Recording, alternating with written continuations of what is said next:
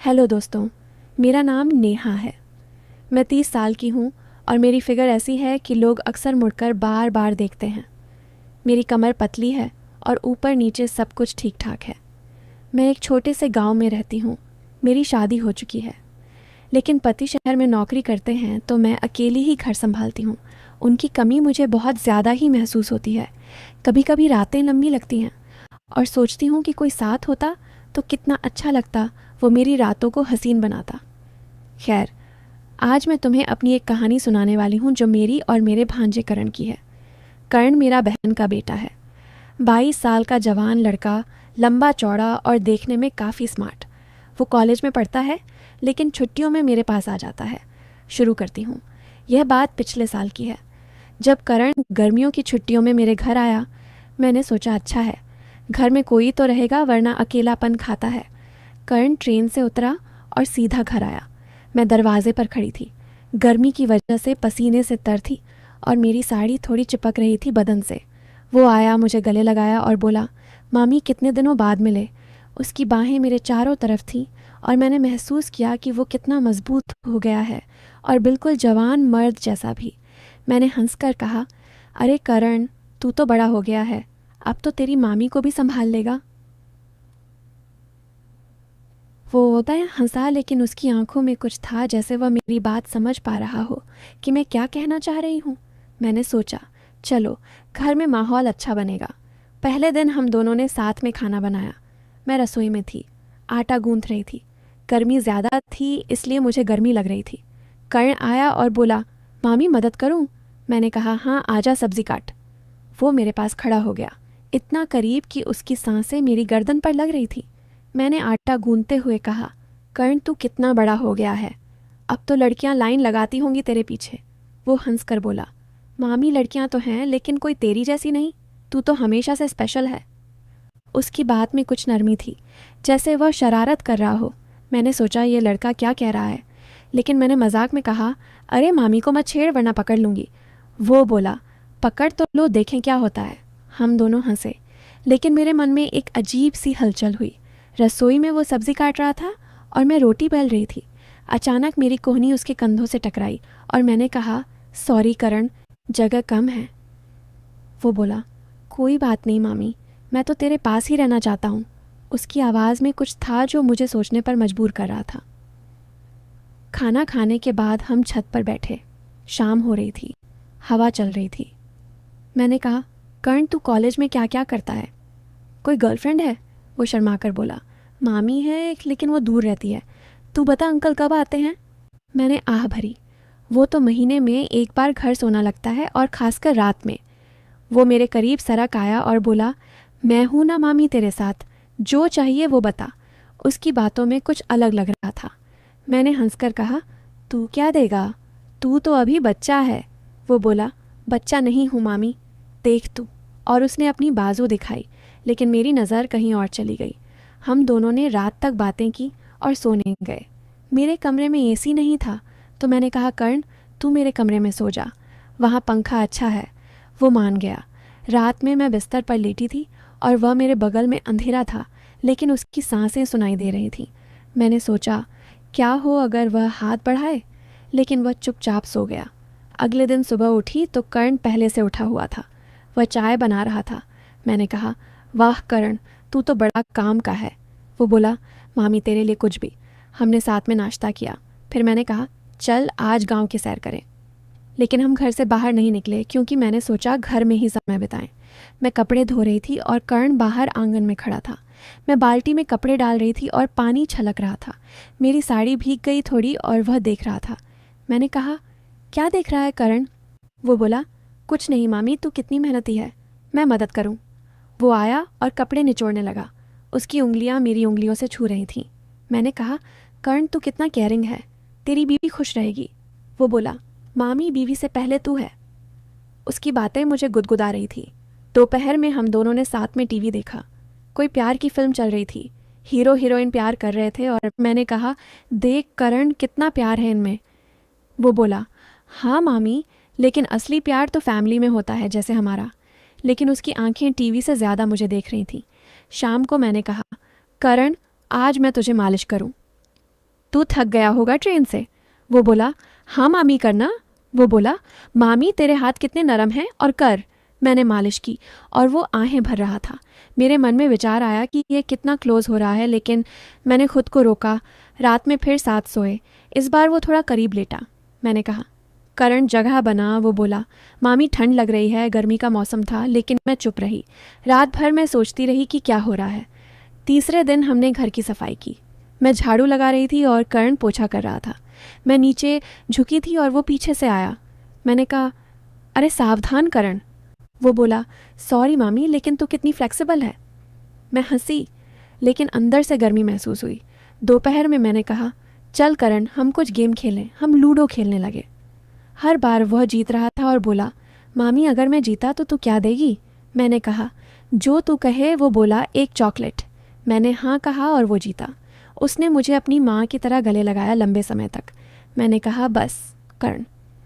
लेकिन वो बोला, मामी कितना अच्छा लगता है। शाम को हम बालकनी में बैठे।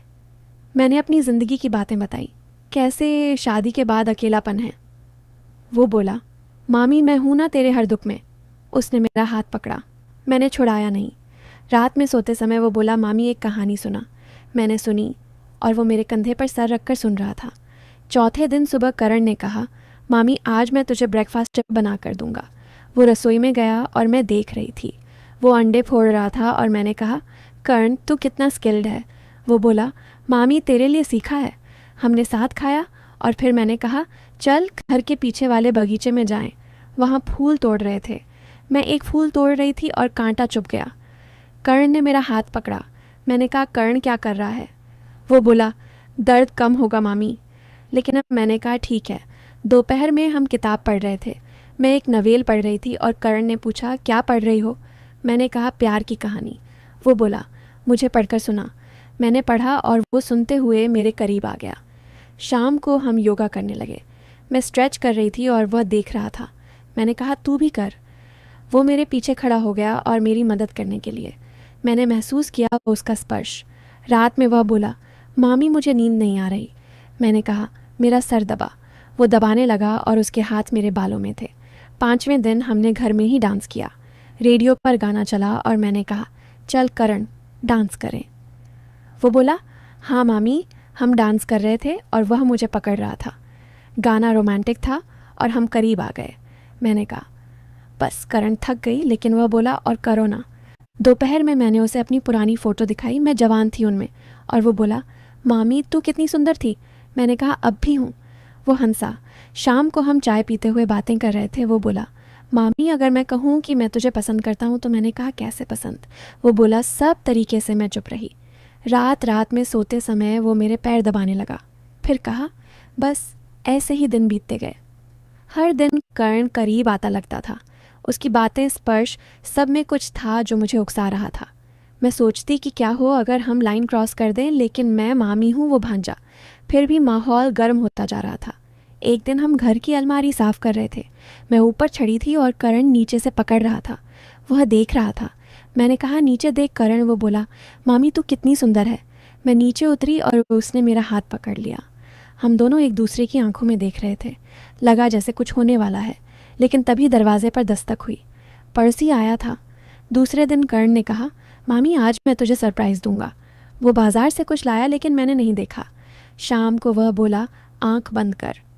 मैंने की और उसने मेरे गले में नेकलेस डाला। मैंने कहा, ये क्या करण। वो बोला, तेरे लिए। मैं खुश हुई और उसे गले लगाया। उस रात वो बोला, मामी मैं तुझे कभी अकेला नहीं छोड़ूंगा। मैंने कहा, तू मेरा भांजा है, हमेशा साथ रहेगा। लेकिन उसकी आंखों में कुछ और था। धीरे धीरे छुट्टियां खत्म होने लगी। कर्ण उदास लग रहा था। एक शाम वो बोला, मामी मुझे तेरे बिना अच्छा नहीं लगेगा। मैंने कहा, मैं भी। वो मेरे करीब आया और बोला, क्या हम कुछ स्पेशल कर सकते हैं। मैंने पूछा, क्या। वो चुप रहा। रात में वो मेरे बगल में लेटा और हाथ मेरे कंधे पर रखा। मैं सिहर गई लेकिन हटाया नहीं। सोचती रही कि क्या होने वाला है। आखिरी दिन करण ने कहा, मामी मुझे कुछ बताना है। मैं डर गई। वो बोला, मैं तुझे बहुत प्यार करता हूँ, लेकिन जैसे मामी को। लेकिन मैंने देखा कि तू अकेली है तो मैंने सोचा तेरे लिए कुछ करूँ। मैंने कहा, क्या। वो बोला, मैंने तेरे लिए एक लड़का देखा है, मेरा दोस्त, वो तुझे खुश रखेगा। मैंने यह सब इसलिए किया ताकि तू समझे कि प्यार क्या है और अकेलापन दूर हो। मैं तेरे भांजे से ज़्यादा कुछ नहीं। मैं स्तब्ध रह गई। वो बोला, मैं जानता था कि तू सोचेगी कुछ और, लेकिन मैं बस तेरी मदद करना चाहता था। मैं रो पड़ी। उसने मुझे समझाया कि असली प्यार यह था। कर्ण गया, लेकिन अब मैं खुश हूँ। उसने मुझे सिखाया कि परिवार का बंधन कितना मजबूत है। और हाँ, अब मैं उस दोस्त से मिली और ज़िंदगी बदल गई। उसके बाद कर्ण ट्रेन पकड़ कर चला गया। मैं रोती रही, लेकिन उसके बताए उस दोस्त वरुण से मिलने का मन बनाया। वरुण कर्ण का कॉलेज फ्रेंड था, अच्छी नौकरी, स्मार्ट, और कर्ण ने कहा था वह मुझे खुश रखेगा। पहली मुलाकात कैफ़े में हुई। वरुण आया, मुस्कुराया और बोला, मामी जी, कर्ण ने तुम्हारी इतनी तारीफ़ की है कि मैं खुद आकर्षित हो गया। हम बातें करने लगे, कॉफ़ी पी, हंसे। उसकी आंखें कर्ण जैसी ही थीं, गहरी, शरारती। धीरे धीरे हम मिलने लगे। वो मेरे घर आता, खाना खाता, रातें बातों में बीतती। लेकिन असली झटका तब लगा जब 1 महीने बाद वरुण ने अपना फ़ोन छोड़ा घर पर। मैंने चेक किया गलती से, और वहाँ चैट्स थी कर्ण के साथ। कर्ण लिख रहा था, यार मामी फंस गई ना, अब तू एंजॉय कर। मैंने तो पूरा सेटअप किया था। वो अकेली थी। मैंने चालू किया, तू ख़त्म कर, शेयर कर फ़ोटोज़, और वरुण ब्रो थैंक्स, वो कमाल की है, तेरी मामी नहीं हमारी। अब मैं स्तब्ध रह गई। कर्ण का वो परिवार का बंधन वाला ड्रामा, सब झूठ, वो शुरू से प्लान कर रहा था।